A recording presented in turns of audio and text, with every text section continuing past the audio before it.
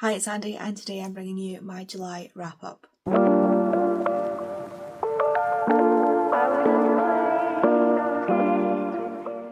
Well, the month of July kind of went better and worse than I thought it was going to go, just in general, but reading-wise as well. I managed to read 12 books. No, that's a lie. 11 books. I only missed one book off my TBR, and I did unfortunately DNF one book, which led to the full DNF and unhaul of a series. But we will get into that in a minute. You know what? I'm actually quite happy. This month seems to have I don't know what happened this month. I was looking at my what I read this month, and I was like, no, I read that last month. I definitely read that last month. No, I read it this month. It's just been that kind of month. If you can hear that squeaking noise, no, there's not something wrong with your ears or in your room. That was Hamish. I don't know if that picked up on there, but my poor neglected dog is squeaking down on the floor because he wants to be on my knee, and he can't be on my knee.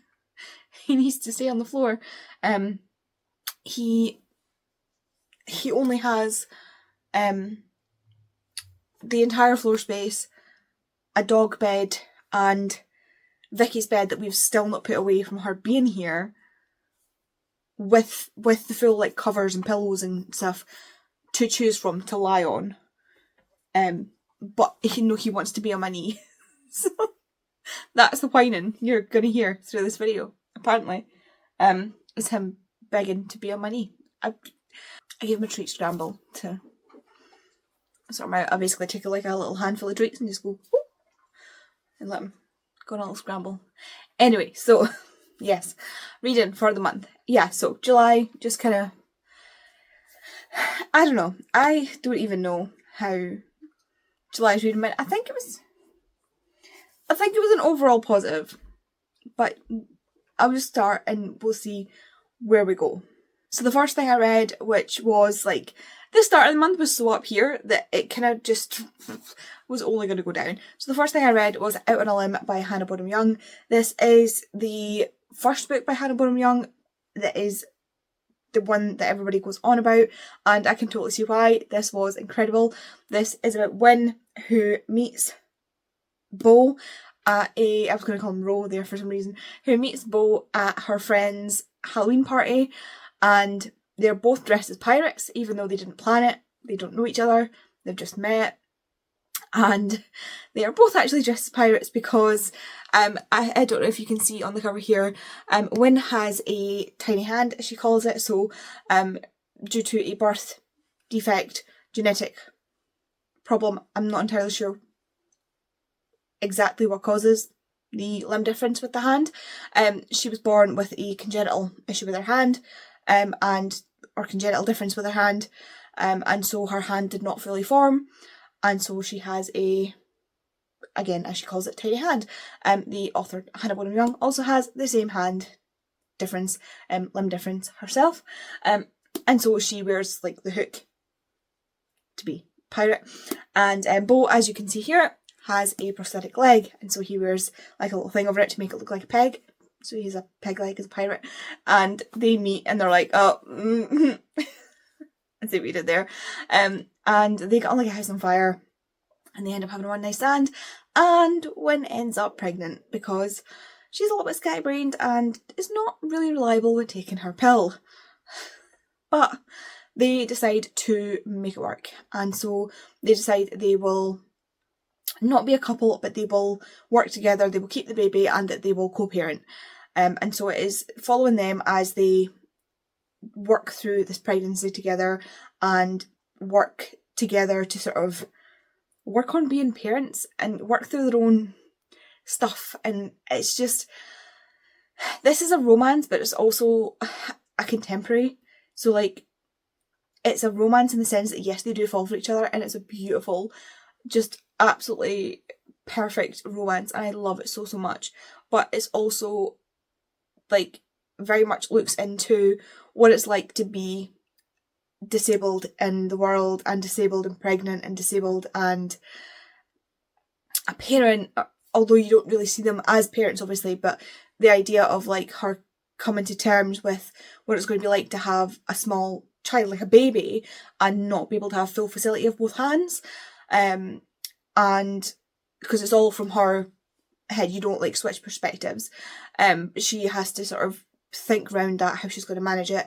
And at the same time, Bo has only recently lost his leg, so he had it amputated, and so he is still coming to terms with that. And so they are still individually working on their own things, working together for their joint things. And I literally cannot talk about this without spoilers, but without like giving the game away for other things that happen here. But honestly, the cast of characters that are in this, and there is a second buddy novel? Companion novel. Buddy novel. That's what I'm going to call it from now on. Buddy novel to this, which follows the friends who they met through, called Out of the Woods, which, that's a Taylor Swift reference.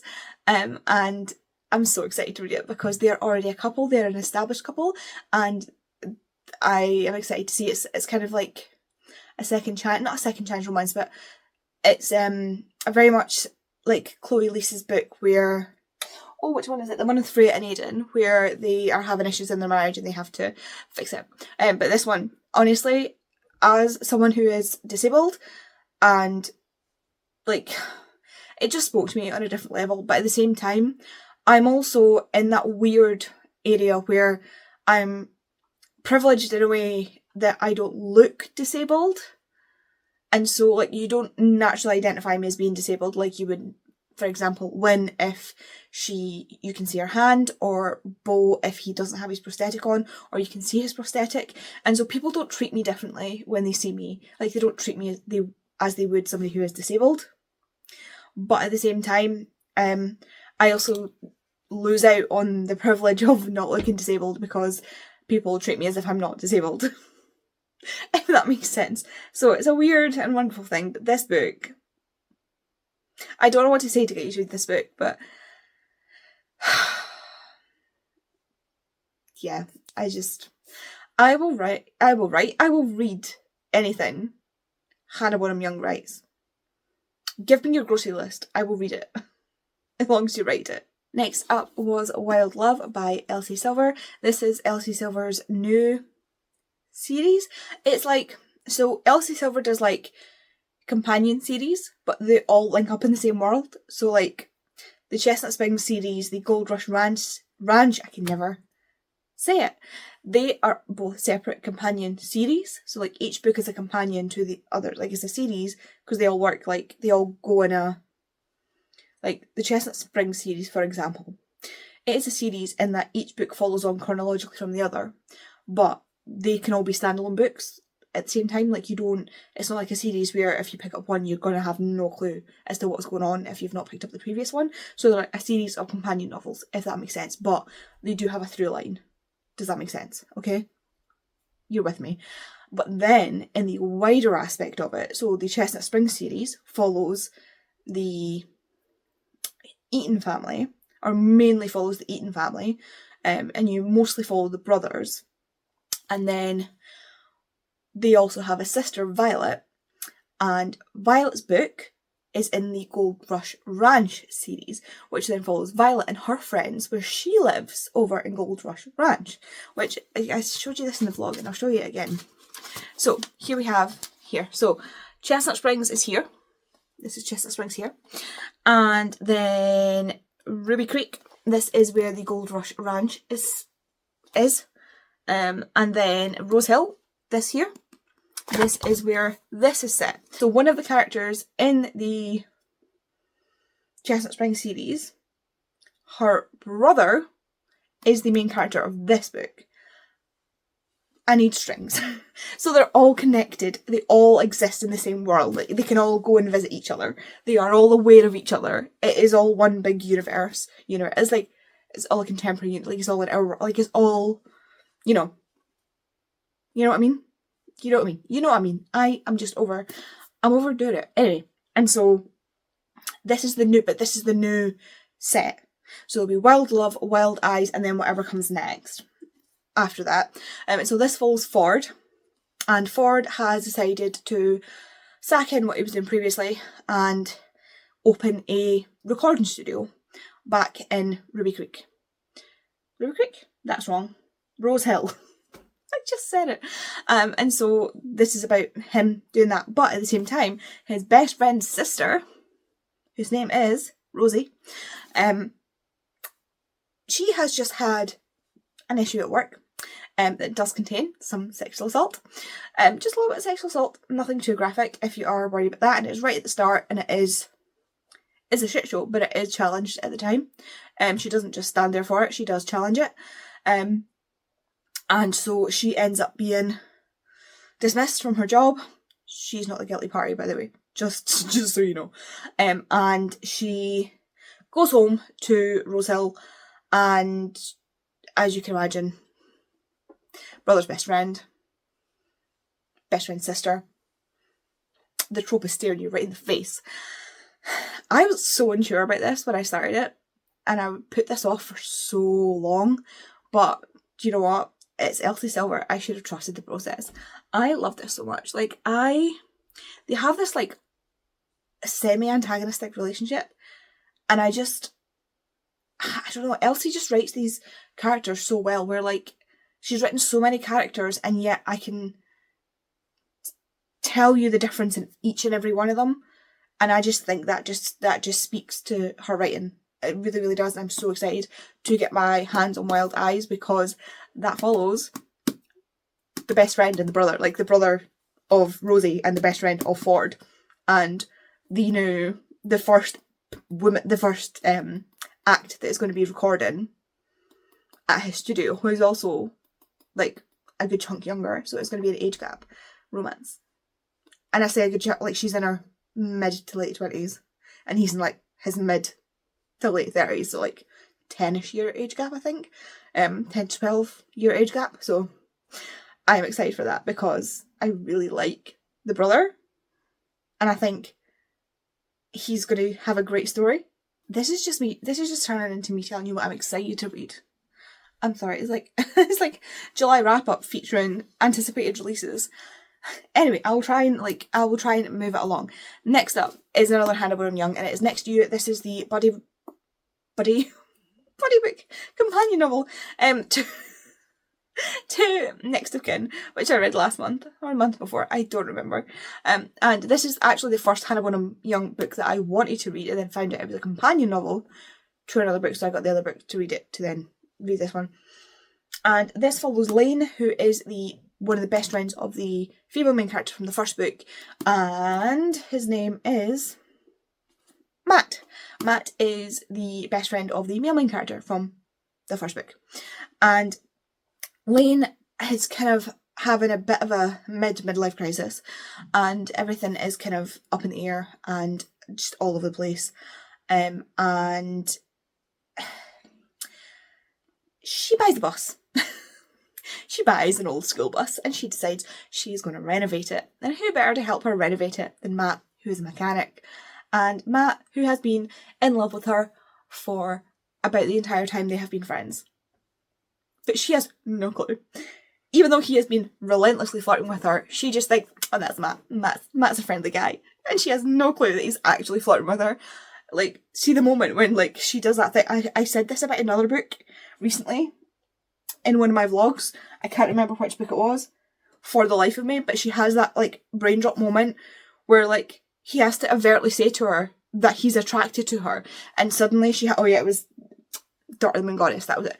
And she suddenly runs over, like, every interaction they've ever had. It's like, oh, you're flirting with me. Got it. Right.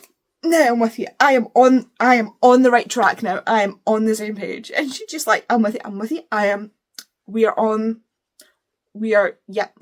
It's so funny. Like, the recalibration that she has to do, and it's like, oh,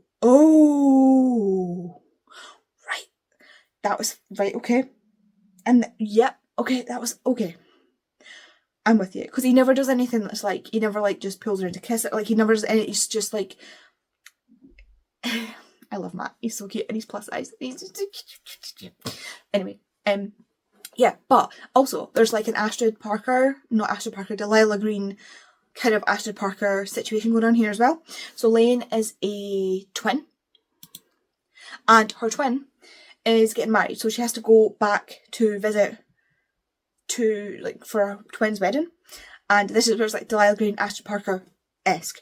So like Lane is like the disappointment, the arty-farty, Delilah Green-esque character, twin. And her twin is like the Ashton Parker, like, not snooty, but like high-end, lawyer-esque, like Ashton Parker type character. And she's getting married to this guy who is a total douchebag. Like, looks down on Lane, doesn't think much of her because of the type of person that she is, because of the type of people that she hangs out with. One of her friends is trans, that sort of thing. Like very much like douche. Their mum, nothing like Astrid's mum. Like, their mum is very much on the like, I think this guy's a douche. The only person that cannot see it, Lane's sister. And so when they go to this wedding, her and her mum are like, and Matt is like, because she takes Matt as her +1, because then they're going to get the bus, and he's the only one that can drive the bus back, because she doesn't drive a manual stick shift.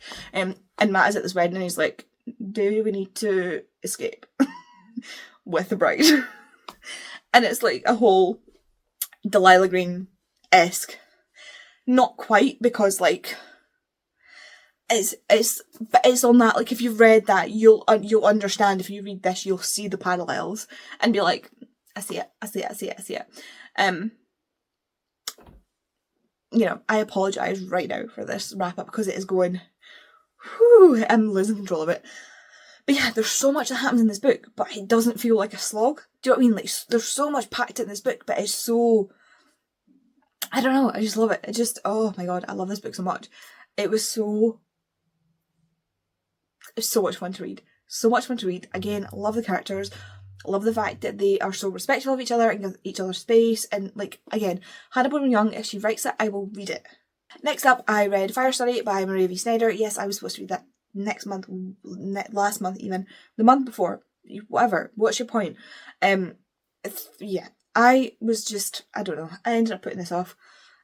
I don't know why. I loved it. I ended up really enjoying it. I forgot why. I forgot how much I enjoyed it, and I enjoyed it so much more this time round. Getting to be back with the characters, getting to see Valak and Yelena again, and Ari and Janko, who have my whole heart. You can see our live discussion on Tori's channel. Yeah, I just, again, it's the third series, so I can't really say much about it. Chronicles of Ixia, we are doing a read along. I will link everything below. This copy, I'm holding it funny because this copy has like bad foxing on it. It is getting thrown out. I do have a new copy coming this month, so yeah, really enjoyed it. So happy, absolutely love it. Just like, yeah, so excited to start the next ones. And yeah, the whole way through this I was just like cursing the characters though. Like, you cannot imagine. I'm just like, please, somebody use your brain, like somebody engage your brain for a second, please just a second. But yeah, Chronicles of Ixia, generally, you've got two places. You've got Ixia and Sitia. They have two very different ways of managing each other, or do they? Again, part of our discussion in the live show. Ixia is ruled by the commander, who rules it like a military base. There are different military areas, and Yelena is in the dungeons of the commander's military area, and she's brought from the commander's dungeons, and she is supposed to be hung for her murder that she committed. And she was brought to Valak and offered to be the commander's new food taster because the last one has died, and she takes that because she is not dying. And so Valak begins to Valak, who's the commander's assassin, teaches her how to identify and taste poisons, and yeah, things go from there. There are other people who are after her because she killed the son of of a captain, and a general, and he is not happy that she has not gone to the gallows, and so he sends his men to kind of like go after her. But Valak is not having that because the commander's word is law, and the commander says she lives as long as he is his food taster. So yeah, there's a whole thing, and then it's just opens up the world so much more in the second book, and then in the third book again we get so much more lore and things like that. So yeah, it's just such a big world, and you get sort of drip fed as you go, and it really opens up in the second and the third books, and I'm so excited to find out more as we get into a different character's point of view in the next books. Next up is the book I think almost broke me, and that is The Toll by Neil Shusterman. If you paid me good money and gave me this as a full-time job, I could not have told you where this book was going to go. There's a clip in my vlog where I finished this where I'm just standing there like, it's like 1 o'clock in the morning, I've just finished this book and I'm just like, there are crickets, you can hear the crickets in my brain. Because the ending of this book did not a single bloody thing in this, not a thing could I have predicted happening in this book. Not a thing. I genuinely could not have predicted a thing in this book. I mean, there's a couple of things like that I figured, but like general plot things, could not have figured it out if I tried. If I put every single part of my brain into it, I could not have figured it out. Neil Shusterman has some kind of grey matter going on in there, and I am a fan. I absolutely love this. This was a whole mind spin, and I am here for it.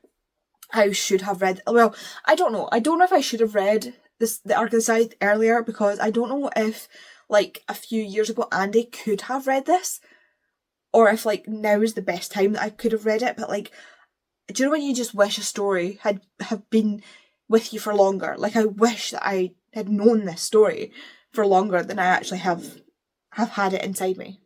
You know, that sounded wrong, but you know what I mean. Like, this book flew past. Look at it, look at, there's no way to not say this in a way that's not going to make Becca giggle. This book is so chunky, and yet I read it so much faster than you can imagine, because I just could not stop reading, because this was insane. This book was insane. The ending of this book, I could not have told you where it was going to go, and I want to know what happens. Like, I need more. I need to know why. Like, this book almost broke my brain, basically. And, yeah, thank you, Neil Shusterman, I suppose. And you know what? That actually gave me the boost to pick up a book that I've been putting off, and not because I thought I wasn't going to like it, but you know those books you put off because you know you're going to like them, but you're still too scared to pick them up?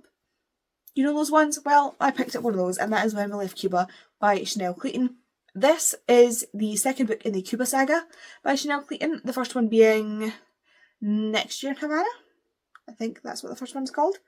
I can't remember off the top of my head, and it's over there somewhere.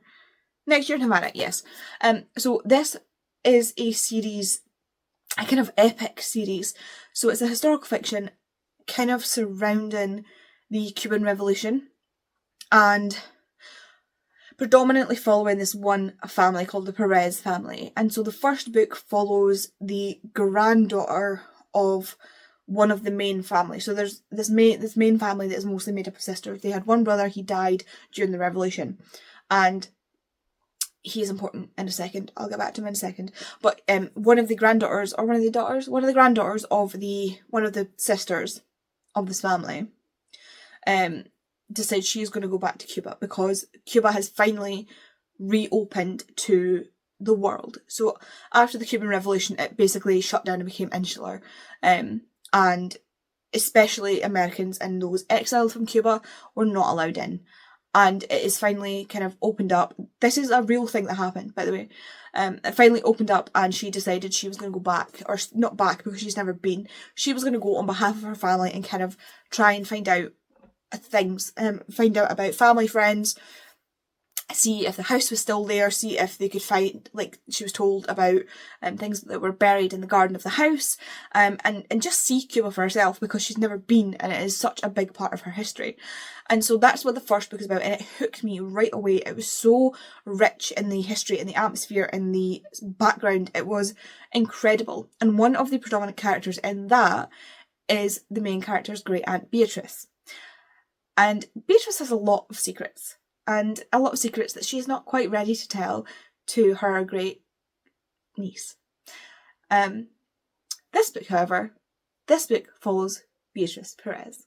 And this is where we found out that Beatrice Perez decided when she left Cuba that she was going to go back and she was going to kill the man who ruined her life. And that man was Fidel Castro. So this book is about Beatrice being so kind of hell-bent on revenge that she ends up being approached by the CIA to help them assassinate Fidel Castro. It sounds absolutely ludicrous, but it's not. Like, they did this. They actually did this. Like, this is based on testimonies and documents and things like that Chanel Clayton has researched. Chanel Clayton herself, her family was exiled from Cuba. Like, a lot of this is based on history that her family has. And Beatrice, basically, it really affected her when they were exiled from Cuba. So her family, her father was big in the sugarcane business, and so they were very close with the Americans. And so when the Americans were kicked out of Cuba, so were her family. And not only that, the brother that they lost that was killed during the revolution was Beatrice's twin brother. And so she is hell-bent on revenge because she believes that it's Fidel's men that killed her brother. And so you follow Beatrice as she kind of, at first she is just determined that they will be back in Cuba soon. And she is absolutely refusing to put down roots. She is in society because they're still like quite high up. And she is going to dead balls, and she is going to like all these things, and her sisters are being brought out into society, but they're not really, they're kind of looked down on because they are re-wearing dresses, and their jewels are now like fake jewels and stuff like that. And she also catches the eye of a US senator who is a good bit older than her, and they fall in love, but he is engaged to someone else because in this time, like in the 60s, this is during JFK is brought into power in this book and assassinated as well. Like, it covers that time. And she should not be with this man because he is engaged. It is like one of those engagements where it's like an arrangement with families because he is from a particular family, she is from a particular family. Neither of them are like, it's not a love match. She is very aware, like she is aware that him and Beatrice are together, and she's just like, eh.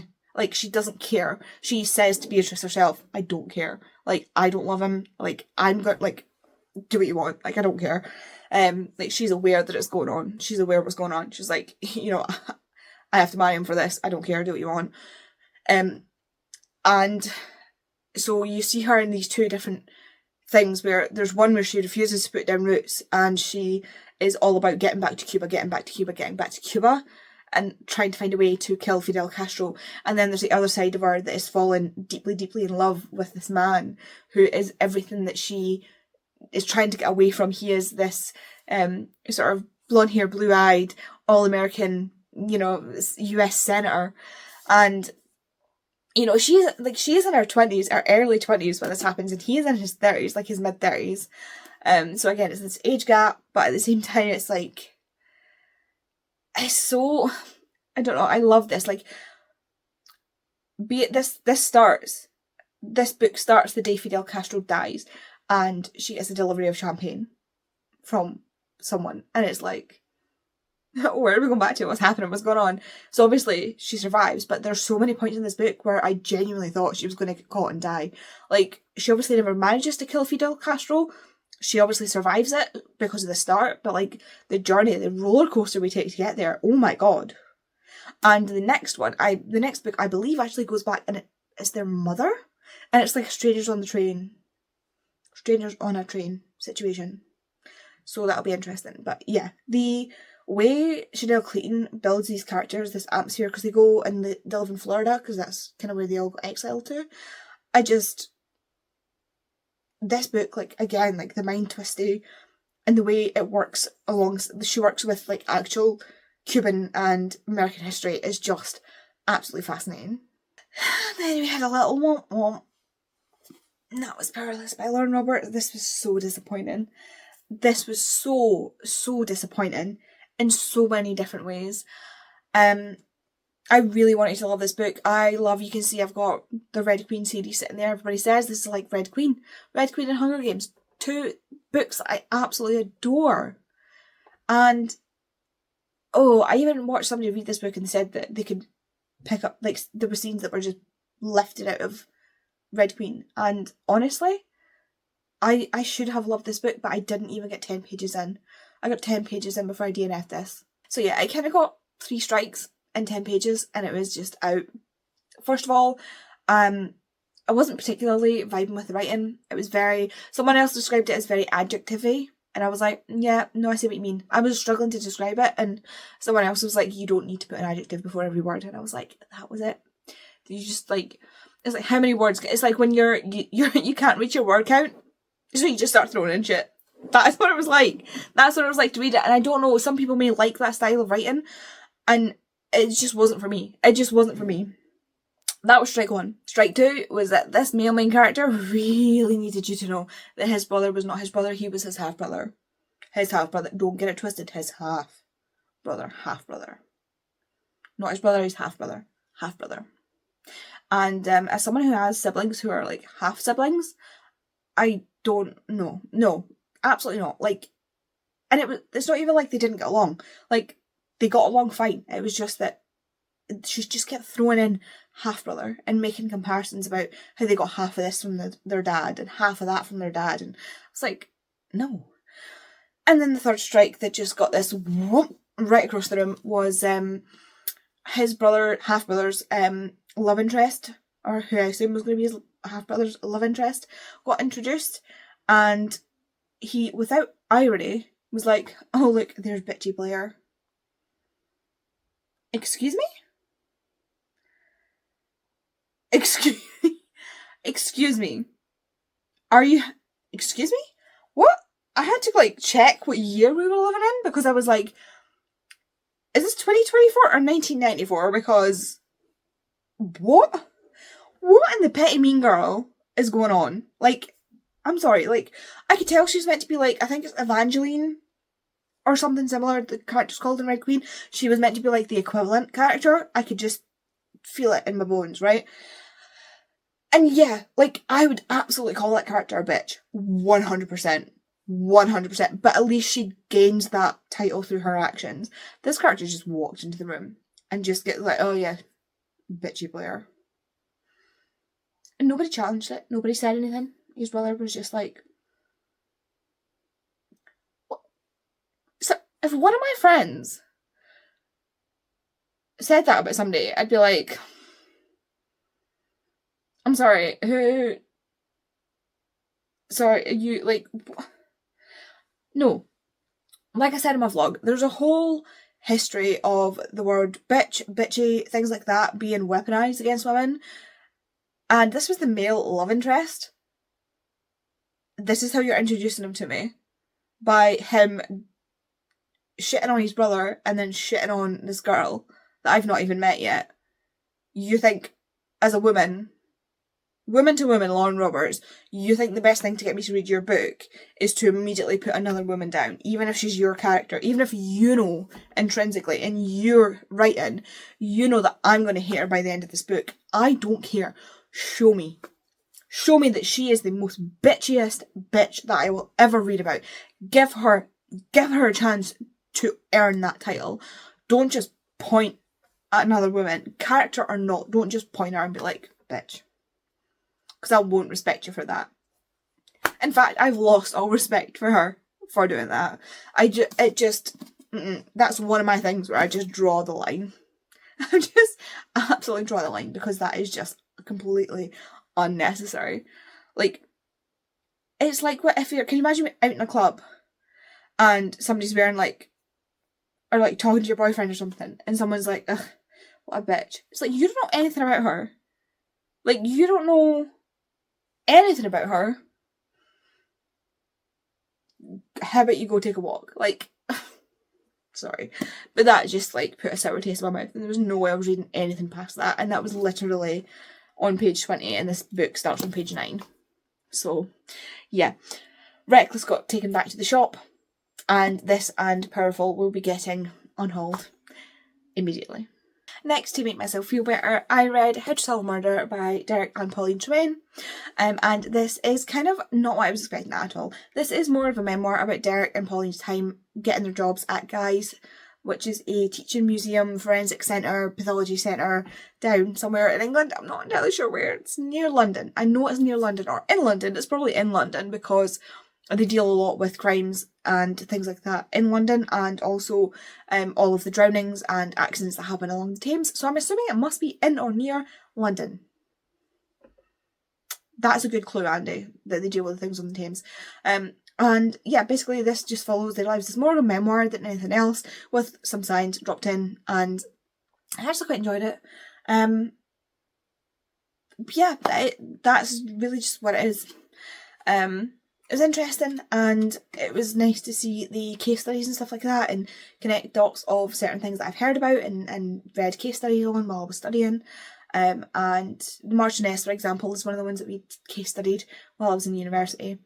So it was interesting to see from the point of view of a scientist who actually worked on the case.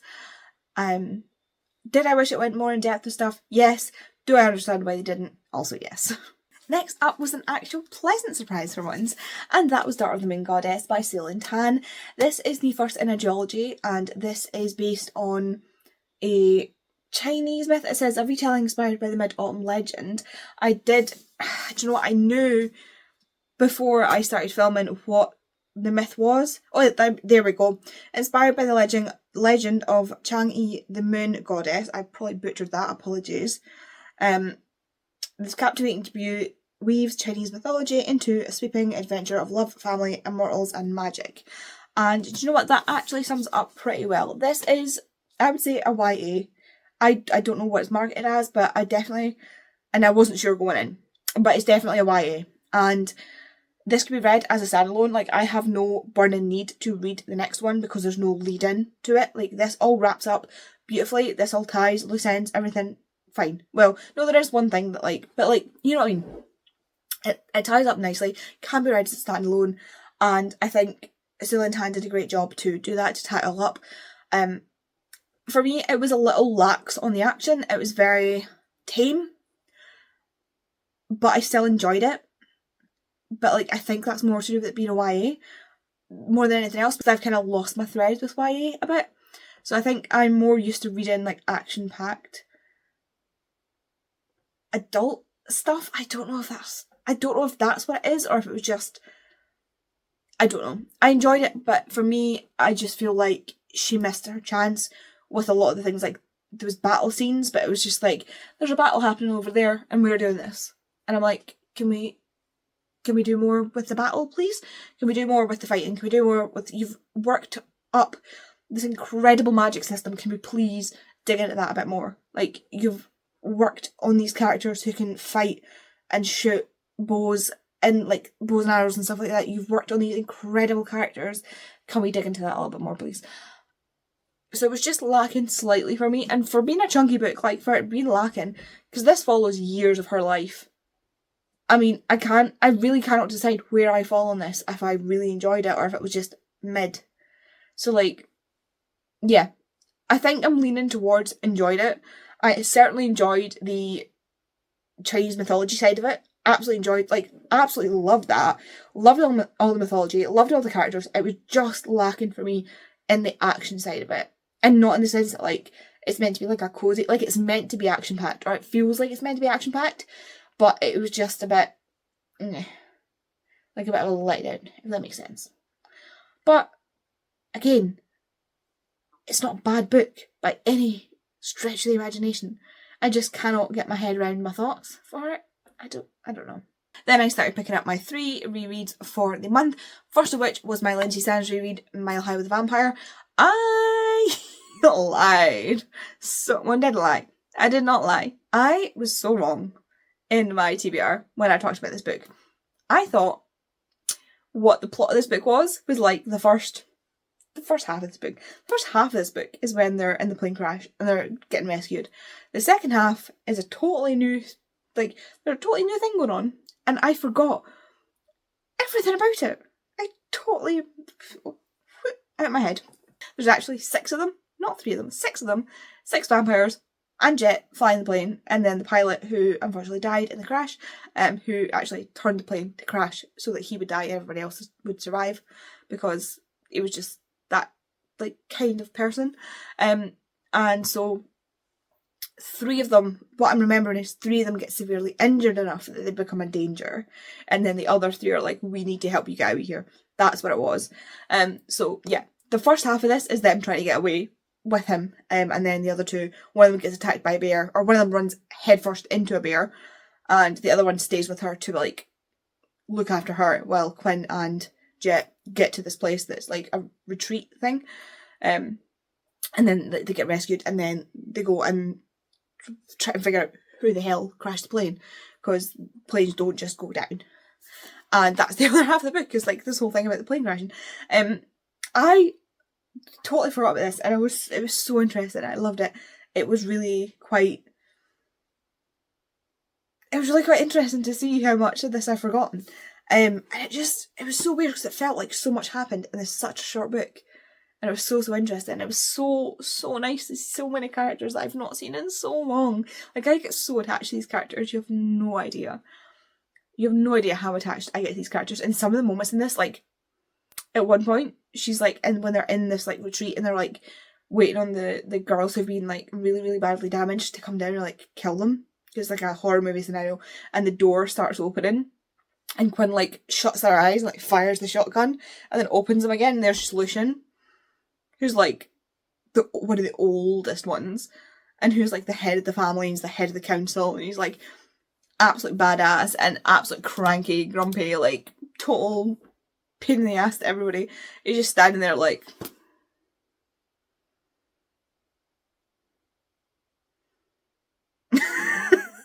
She shot him in the shoulder. And he's just like... Next time, could you open your eyes when you shoot to make sure you know who you're shooting when they come through the door? And Quinn's just like, oh my god! She, like, runs over and, like, puts something against the wound, and he's like, stop it! It'll heal. And she's like, yeah, but it's bleeding. And he's like... But it's just the fact that he's deadpan, like... I can so see it as well, like... Oh my god, Lucian is so funny. I bet he's so old as well, like he's been a warrior and stuff like that as well. Like, getting shot by a shotgun is not going to faze him. He's just going to be like, can we not? And it's like, later on, she does something as well, and he's like, really? Or like, there's a bit where Bricker's like, they're like, so-and-so's family, so-and-so's family, so-and-so's family. Like, who's not family? And Lucian just immediately goes, Bricker. And he's like, hey! Everybody loves winding up Bricker. Even Lucian loves winding up Bricker. It's so funny. And then there's a bit where Jet's like, when Jet decides to turn, Lucian's like, right, let's go then. And Jet's like, what, now? And he's like, no, I thought we'd wait a week. And yes, now! I love Lucian so much. He's so curmudgeonly. I love him. Honestly, he's the best. I love him so much. I love Lucian so much. Anyway. Everybody's scared of him, but he's actually the best. He's one of those characters that's like a big marshmallow. He's so crunchy on the outside, but he's so soft on the inside. Anyway, again, just love Lindsay Sands' writing. Next, I finally got round to my reread of Unsteady by Peyton Corinne, and I'm so glad I did. I forgot how much I love this book, and it only got better on reread with it being indie published when I first read it, and it's now been picked up by a trad publisher. And honestly, great decision, Simon Schuster. I will say it again, great decision. The bit that I was questioning was fixed, and exactly what I thought was going to happen happened. Exactly what I thought was going to happen happened, and I was so sad. It's fine though. It's fine. It's fine. I cannot tell you how much I love these characters. I cannot tell you how much I love this story. There's a giant fly that has just appeared. And it was bothering me. Anyway, yeah, I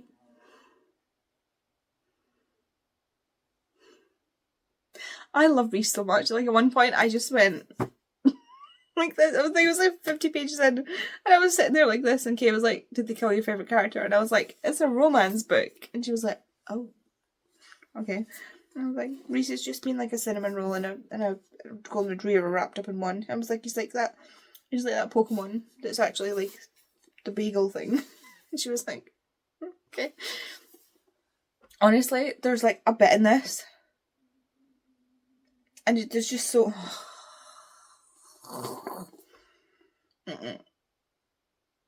Don't even talk to me.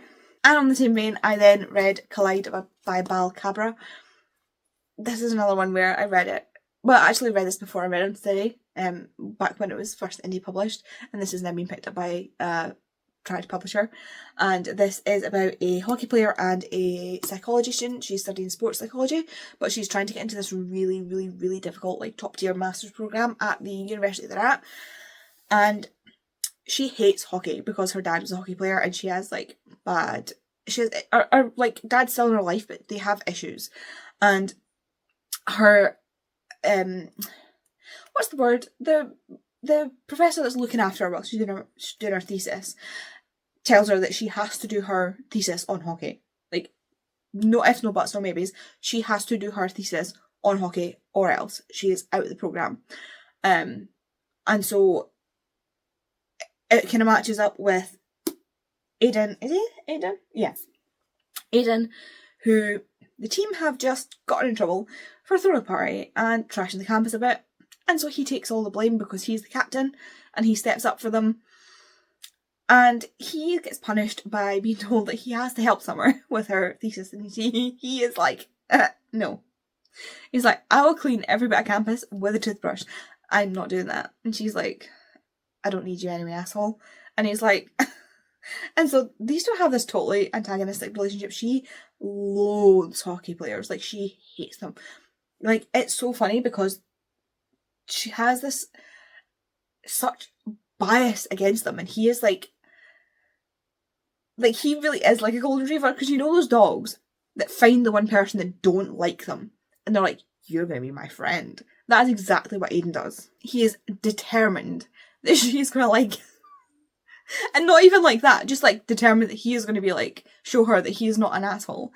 And it's so funny to watch them together because he just is a kid. Like, she's like, oh, when's the nice guy act gonna end? And he's like, what? Who are you hanging out with? Because this is just how I am. Like, do you need help? Because that's just who he is. He is like, he's been raised by his grandparents. He is such a nice guy. He is just like the guy everybody turns to, the guy everybody looks to. That's how he became the captain. Like, everybody, he just is a nice guy. And so she's expecting him to let her down.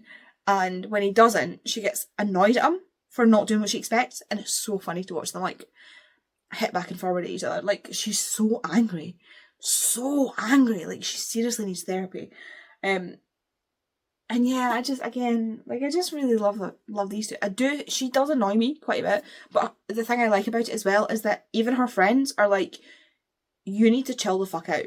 Like, you really need to just, like, we get along with him. We get along with his friends. You've got a problem that is not him. So please take it down a notch, you know?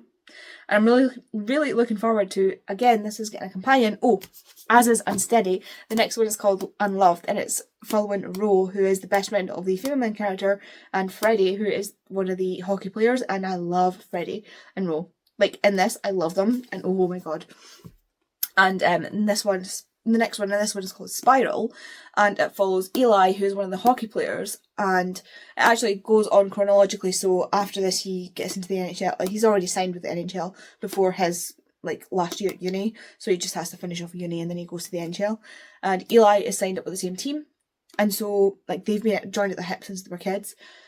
And so it follows Eli in his rookie year and someone he meets, I'm assuming, there, because I don't recognise the name from this book, so I'm assuming it's somebody he meets there. But it's pink and it's called Spiral and she's a ballerina, and I'm like, where are we going to go there? But yeah, this one, again, I don't know why, but there's something about these characters, like, I'm really enjoying, like, the hockey romances. It's so funny because, like her, I've had issues with hockey players in the past, not because of my dad, because my dad was not a hockey player like her dad, but I have an ex who's a hockey player, and he was a dick. So yeah, this is like healing all these hockey romances are like healing something inside me. So there we go. Those are all the books that I read and or DNF'd in the month of July. Why was I going to say April? That is so unbelievably wrong. Let me know if you've read any of these or if you want to read any of these. Discussions all down below in the comments. Oh my god, I could not remember that name. And if you want to let me know you're here but you don't want to sit and type out a comment, why don't you leave me a moon emoji for Daughter of the Moon Goddess. Thanks so much for watching, and I will see you in the next video. Bye!